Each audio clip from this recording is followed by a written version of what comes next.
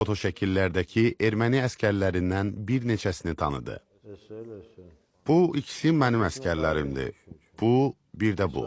Amma bu şəkil yadıma gəlmir. O tərəfdəkilər də mənim əskərlərimdir. Ancaq biz Natiqi yəqin ki təhvil vermişik. Özü də təkcə Natiqi yox, elə hamısını. Mən sonraki vəziyyətə görə cavabdeh deyiləm.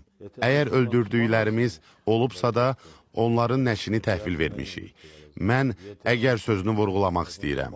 Çünki biz öldürməmişik. Maraqlıdır ki, general sorğu zamanı düz Natiq ilə üzbəüz əyləşən və xüsusi nəzərə çarpan gənc zabiti deyəsən tanımadı. Bu haqda heç bir məlumatım yoxdur.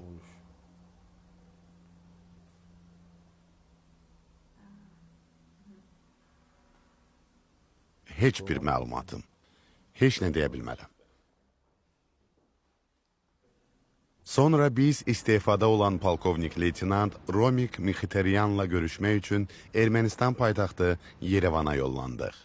O da müharibədə iştirak edib və ermənilər tərəfdə döyüşmüş zabit həmkarlarının bir çoxunu tanıyır. Natiqi dindirən gənc zabitin şəklini ona da göstərmək qərarına gəldik. Ümid edirdik ki, Romik onun kimliyinə işıq salmaqda bizə yardım göstərəcək. Onun dedikləri bizi dəhşətə gətirdi. Bu ki Vito'dur. Vitali Balasanyan'dı. Bu Vitali Balasanyan'dı. Bəli, Vito'dur da. Deməli, yüksək dövlət mükafatları almış general Vitali Balasanyan Natiqin dindirilməsində şəxsən iştirak edibmiş. Bu dəhşətli görünsə də mümkün idi. 1992-ci ildə Balasanyan Əskeranın müdafiəsinə başçılıq edirdi. Həmin vaxt onun cəmi 33 yaşı olsa da, o əsirlərin dəyişdirilməsini təşkil edirdi. Onda bizə müsahibə verərkən dindirilmə səhnəsi ilə bağlı fotoşəkildə özünü tanımaq istəməməsi heç təəccüblü deyil. Bu Natiqin yoxa çıxmasına görə məsuliyyət daşıyanların tapılması ilə bağlı axtarışlarımızda böyük irəliləyiş sayıla bilər.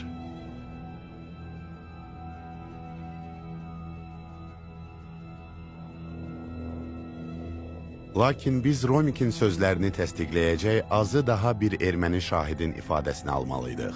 Odur ki, biz kilsə döyüşündə iştirak etmiş, keçmiş erməni əskəri Aşot Movsesyanın izinə düşdük. O, Azərbaycanlı əsir cəsarətli əskər idi. Necə deyərlər, çox qoçaq, ürəkli oğlan idi. Təsəvvür eləyin ki, ona qumbara atırdılar, o isə qumbaranı götürüb bizə atırdı.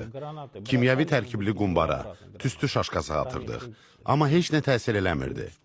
Orada təmiz hava ala bildiyi bir yer tapmışdı. Kilsədə özünü qoruya biləcəyi səngər, sığınacaq qazmışdı. Beləcə də sağ qalmışdı. Sonra biz Aşota dindirilmə səhnəsinin fotoşəklini göstərdik ki, görək o zabiti tanıyacaq, ya yox. Bəli, bu Vitalidir. Tanıyıram. Xatırlayıram. Çox yaxşı strategdir. Hərbi strategiyanı çox yaxşı bilirdi Vitali. Azərbaycan dilində də çox təmiz danışırdı. Yəni, elə təmiz danışırdı ki, onun erməni olduğundan qətiyyən şübhələnməzsən. Yəni, o dərəcədə təmiz danışırdı.